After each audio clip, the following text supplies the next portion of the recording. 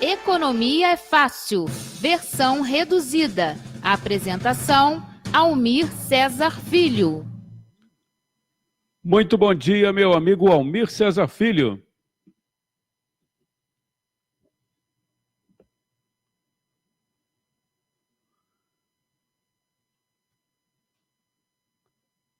Algum problema aí na conexão do Almir? A gente vai tentar refazer a linha aqui para ver o que aconteceu.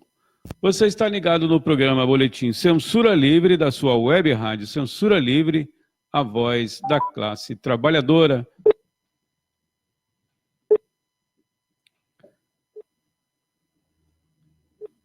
Estamos tentando refazer o contato com o Almir Cesar Filho. Oi, Antônio. Muito bom dia, meu amigo Almir Cesar Filho, agora sim. Oi, Antônio, bom dia. Eu estava te ouvindo, tá? Bom dia, meus amigos.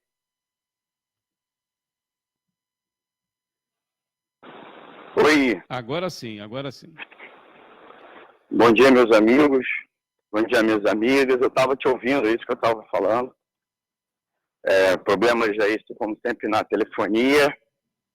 Prazer falar com vocês. Sexta-feira, 1º de novembro de 2019.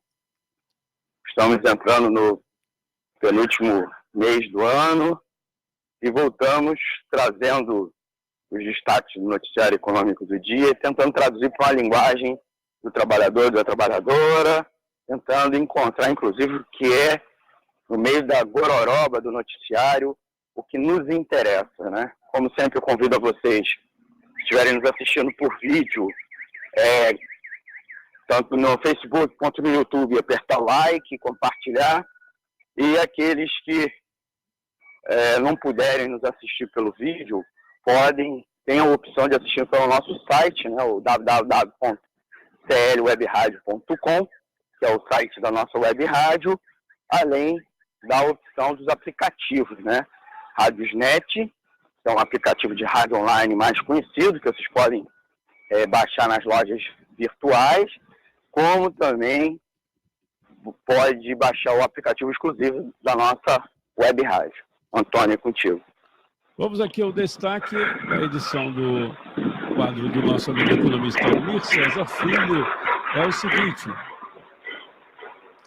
emprego informal bate recorde e contribuição previdenciária despenca. Por favor, Almir. Antônio, o contingente de trabalhadores na informalidade atingiu um novo recorde, chegando a 41,4% da força de trabalho ocupada no Brasil. Em 2015, esse percentual era de 38,7%. A Pesquisa Nacional por Amostra de Domicílio Contínua, a PNAD contínua, foi divulgado pelo IBGE.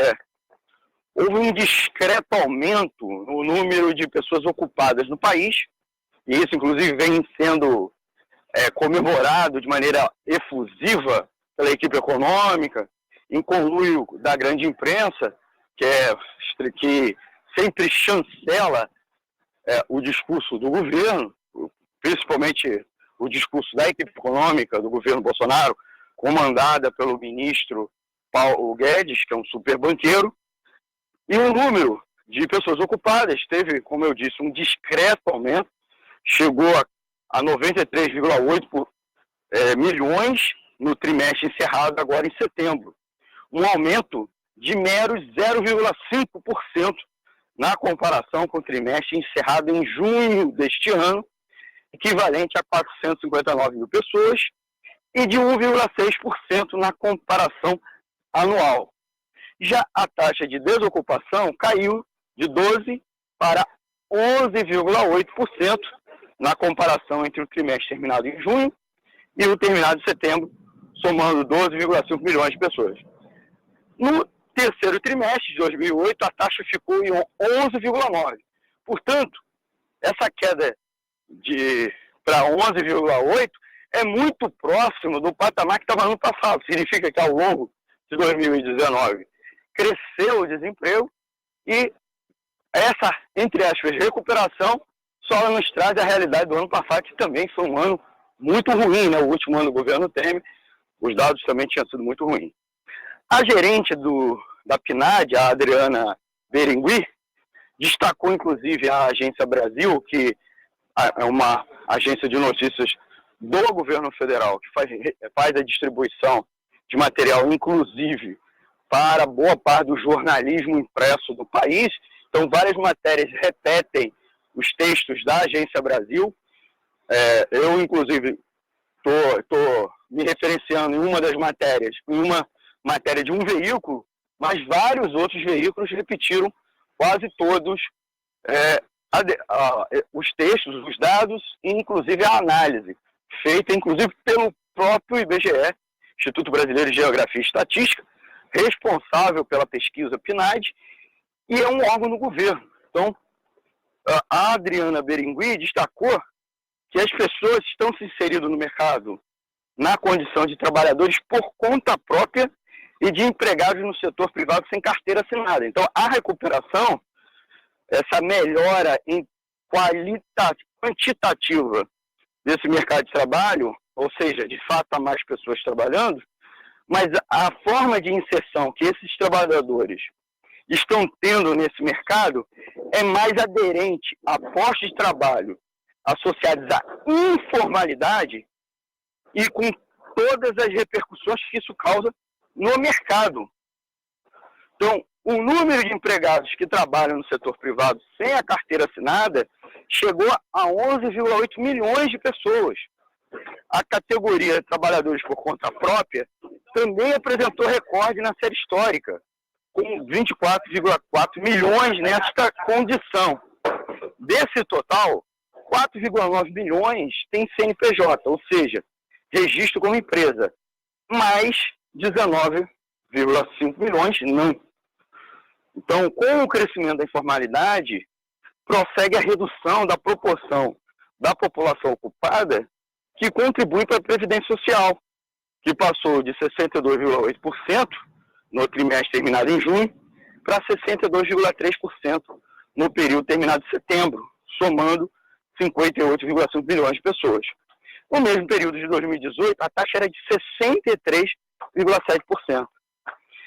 Então, gente, os dados apontam uma estagnação do rendimento, ainda apontam, para complementar isso tudo, uma estagnação do rendimento médio habitual, fechando o período analisado de R$ 2.298 ante a R$ 2.297 no período anterior e R$ 2.295 no terceiro trimestre do ano passado.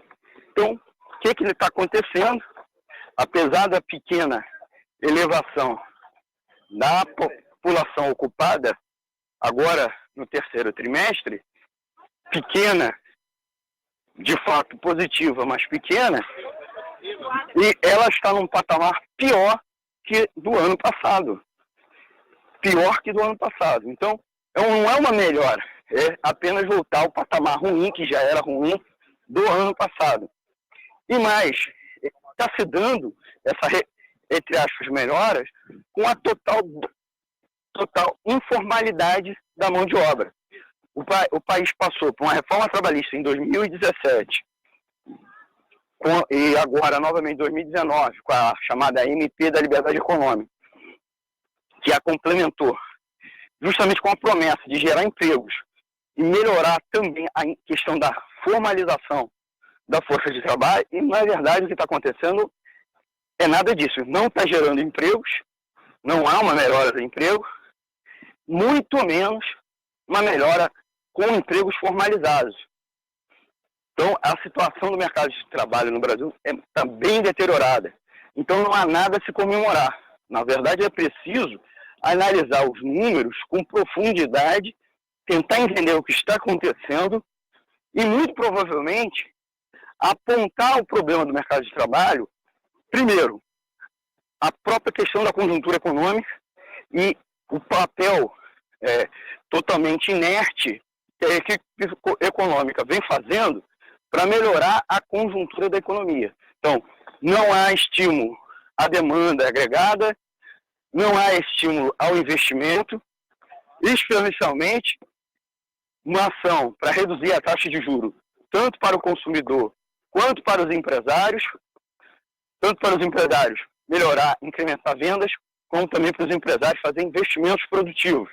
E, principalmente, o próprio poder público fazer investimento, porque a demanda, boa parte da demanda que está sendo represada na nossa economia é o fato do governo estar cortando o gasto público, uma política equivocada de tentar equilibrar de maneira artificial as contas públicas, na qual há uma queda na arrecadação, porque a economia está fraca, um determinado mês, aí ele corta o gasto para tentar equilibrar receitas e despesas, mas no mês posterior, o próprio corte das despesas provoca queda das receitas no mês seguinte, porque leva a uma queda da demanda da economia, né? E também, consequentemente, uma queda da própria arrecadação, e com o resultado a queda das receitas. Além do mais, a taxa de juros. A gente conversou bastante ontem, no dia 31 de outubro, né, a nossa participação ao vivo, sobre a questão da taxa de juros, né, o quanto a queda da Selic de 0,5 ponto percentual decretado pelo Copom do Banco Central foi muito pouco, né? 0,5 ponto é muito pouco. A taxa de juros, no mínimo, a taxa básica de juros está ao dobro do que ela deveria ser para ser neutra, né? Não é nem mesmo para estimular a economia, para ela ser neutra. E a economia brasileira segue patinando no mínimo, para não dizer que ela vai de mal a pior pelo esse conjunto. Só que a grande mídia precisa se apegar a alguma notícia positiva, inclusive na tentativa, de um lado, de calar as várias verborragias do governo, quer dizer, o governo é a oposição dele mesmo, ao fazer uns discursos e criar fatos que desabonem ele mesmo.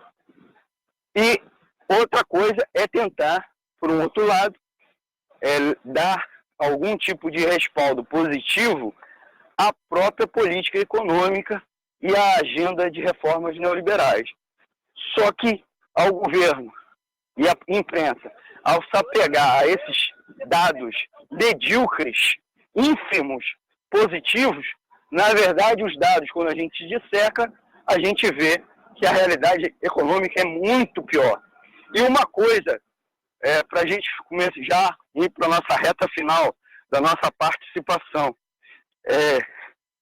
uma das questões que mais chama a atenção, e a gente é visível isso, é que essa informalização do mercado de trabalho no Brasil está gerando uma espécie de legião de trabalhadores uberizados, né?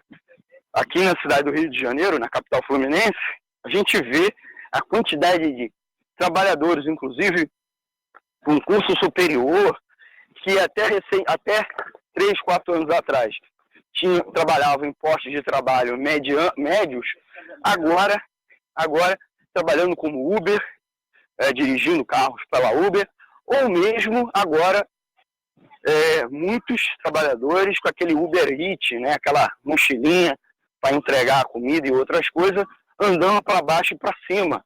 E também aquelas outras empresas concorrentes, né, também fazendo o mesmo tipo, as pessoas fazendo o mesmo tipo de serviço, andando de bicicleta própria, ou pegando aquelas bicicletas laranjinha, ou pegando aqui os patinetes, tanto amarelo quanto verde, né, os patinetes elétricos.